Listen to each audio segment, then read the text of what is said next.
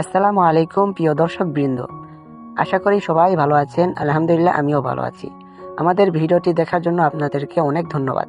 আজকে আমরা কথা বলবো বর্তমানে সোশ্যাল মিডিয়ায় ভাইরাল হওয়া নাটক দুনিয়া টাকার গোলাম নিয়ে। নাটকটির নাম থেকে বোঝা যায় এখানে সমাজের একটি বাস্তব চরিত্র তুলে ধরা হয়েছে।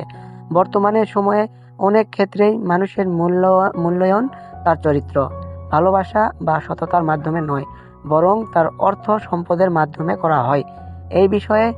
এই বিষয়টিকে নাটকটি নাটকীয়ভাবে উপস্থাপনা করেছেন। নাটকের গল্পে দেখা যায় টাকা থাকলে মানুষ সম্মান পায়, আর টাকা না থাকলে অনেক সময় আপন মানুষও দূরে সরে যায়। সম্পর্ক, বন্ধুত্ব, এমনকি ভালোবাসা ক্ষেত্র অর্থের প্রভাব কতটা গভীর হতে পারে সেটাই এখানে দেখানো হয়েছে। এই নাটকের সবচেয়ে বড় শক্তি হলো এর বাস্তবতা ধর্মীয় গল্প।